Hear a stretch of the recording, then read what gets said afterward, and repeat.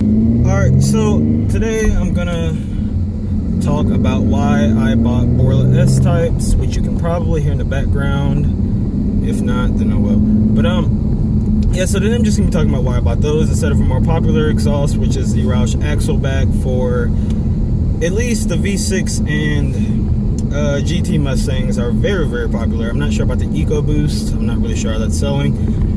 Alright, so for starters, I bought this exhaust from American Muscle. Now, at first, I don't know, what did I just hit? I just heard like a pop. Alright, whatever. Anyways, hopefully it doesn't mess up my tire or anything. So I bought this exhaust from American Muscle. Now, the trick with that is, at least right now, last time I checked, which is about 2 weeks ago, they did not have my exhaust under the V6 category, which the EcoBoost and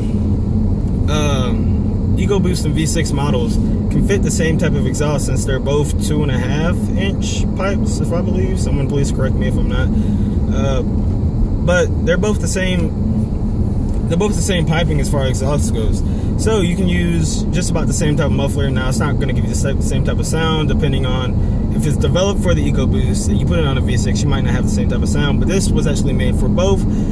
Borla designed these mufflers for the EcoBoost and the V6. Now, American Muscle for some reason doesn't have it listed on their website as it working for the V6. They just have it under the EcoBoost category. So I went into there and did my research. Now, I did go to Borla's website and match part numbers and everything. That's how I found out that it did match. And I talked to American Muscle. I even talked to one of their guys over the phone. And they said, yeah, it's going to fit and everything before I bought the exhaust, because I wasn't trying to throw that type of money towards an axle bag, which I do just have an axle bag exhaust. I did not do a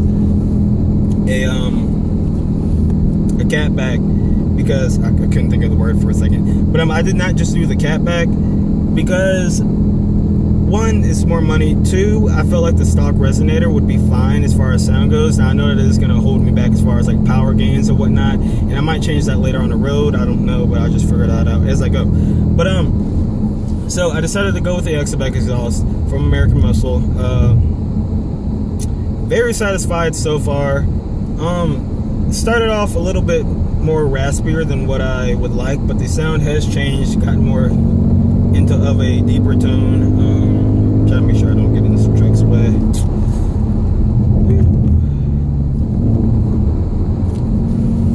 Anyways, so cruising through town, going up, rolling through the gears. It sounds pretty good. It's not the loudest thing ever. That's why, if you want this exhaust for something loud, extremely loud, this is not what you want. Now, if you want something that's going to be loud for you, when I say for you, I'm talking about in the car. For me in the car, this is loud. Not for really everyone around me when I'm driving by you. It's not blaring loud. I'm not going to ruin your day or anything like that. But you hear me going by, you hear my growl, you hear the exhaust. I mean, you might turn your head a little, but it's not like gonna ruin your day if I drive by you. So it's one thing I do like about the car. I'm not ruining people's day. I don't sound like that guy with a loud car for no reason. This car does not get off my butt, yo. Like, dude, I'm going the speed limit. You know what? I'm not gonna go past the speed limit because you want me to go faster. You're running late. Anyways, man. But yeah. So another reason why I bought this Axleback system is I plan on in the future getting BBK long tube headers with a catted X-Bag, not off-road. A lot of people say go off-road. I know you'll get more power with that. At least for North Carolina emissions, and most of the states that I know, you have to have cats, and not unless you like pay someone to go ahead and overlook that, the inspection, which I'm not trying to do all this crap. I prefer to do things legally, not have to worry about stuff. Whew, did not. Oh, buddy. That was really... Alright, anyways. So, at least in North Carolina, cats are required. You can delete your cats. Too, I'm not trying to deal with a check engine light. And I know you can get a tuner to delete that for you, but I just wasn't... It's just a whole bunch of unnecessary stuff that I feel like you would have to deal with if you get rid of your cats. Now, I know it sound louder. That's another thing with the catted X-pipe. I'm probably gonna have a much more raspier sound. Now, I'm fine with the raspberry a couple of times, and I've talked to a couple of guys, and I've also heard it through a whole bunch of YouTube videos, which are not the best reference. So, like, the sound clip that I'm gonna have in this type of video for the my car, I mean, you should honestly hear the car in person. My recording equipment is not gonna catch the quality of this. It sounds a lot better in person. I mean, it does not sound terrible through audio, in my opinion, but it does sound a lot better in person. So, if you do have the opportunity to go out, you know, listen to it, or find a buddy who has it, or someone who you know and you're trying to think about buying this exhaust for your V6 or whatever it may be, then do it, because it's a lot worth it. So yeah, back to this catted X-pipe. So yeah, basically I just think it's going to be less hassle for me if I have a catted X-pipe. BBK long tubes, and with their catted X-pipe, I'm not sure exactly if I'm gonna get a, what's up, buddy? Once I get that, once I get the long tube headers on with the catted X-pipe, that's where I think, as far as once I get a tune going and I start I plan on dyno tuning the car first, or eventually, not first, but once I get that done, I think the resonator will start. That's where I probably will have a problem with the big heavy resonator, the stock resonator, and then I might put Borlas on there soon after that. But for right now, I just have the axle backs on there. So another exhaust that's really popular, like I mentioned earlier, is the Roush axlebacks. Now, I originally was sold on the Roush axlebacks for my car. I heard them on the GTs, I heard them on the V6, and I just fell in love with them. And I still think they kind of sound better than what I have now, but they lose their tone as you climb higher through the RPMs, and I don't know how they change as far as the longer they're on there. I don't really know I wouldn't say engineering, the math, but it's not even math, it's like science behind it, like why the sound changes exactly. I guess the sound composite material inside the mufflers changed a little or whatever, but basically what I'm saying is that I wasn't sure exactly like how that would change in the long run. I know these would get deeper, but as far as the V6 goes, with the Roush axlebacks, they get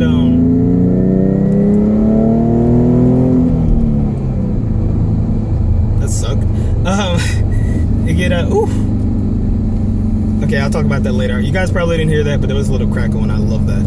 So the reason why I bought up the long tubes is because I do expect to have more sound in the future. Now that's another reason why I didn't go with the Roush, because I figured the Roush is already really loud. So once I put the long tubes on, then my car's just going to be extremely loud, and I'm probably not going to like it. Then I'm probably going to start looking around for another another axleback system mount in the future. Now the price of these mufflers are definitely on the higher side, and I would say that they are worth it for what you get, the quality of the product that you get. I like the appearance of these a lot. Now, a lot of people don't understand the appearance of a exhaust system. Why does that matter?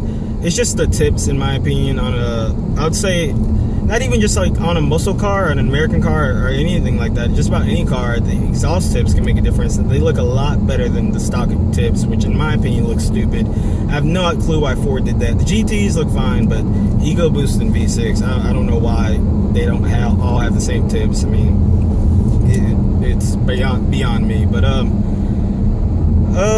so yeah, basically overall, I would say that this is a good exhaust. If you're considering it, do it. If you're going to, if you're like me and you were stuck between the Roush and Borla, if you were stuck between Roush or any of Borla's products, really, Borla wins. It's just, I mean, it is my opinion, but I figure most people would agree with me. Especially, here's the way I see it: if both exhausts were the same price, you'd probably choose Borla because it's a better product, in my opinion. Also, probably one of the most important reasons why I got this exhaust is because there is no drone on the highway at all, and I love it.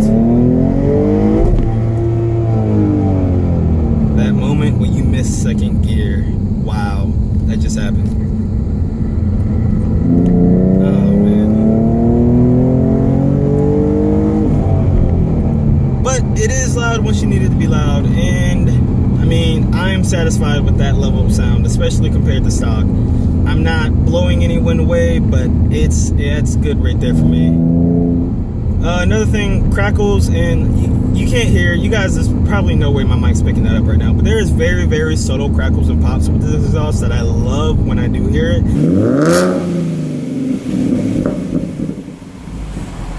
And I feel like once I get my long tubes on there, I will really open that back up. And hold on. Let's get this. I'd say anywhere between 3 to 4. I mean, if you just rev, and as you're coming down, the anywhere between 3 to 4, that's where you start to get your cracks and pops.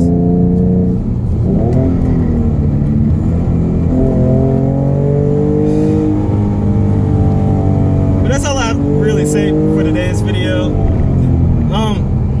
So see you guys another day. Meant to make this a lot sooner, but I've been busy with school, and now I just have time to kind of go out and have some fun with the car. But all right, I'll keep you guys posted. Have fun, and oh, this is a nice road right here.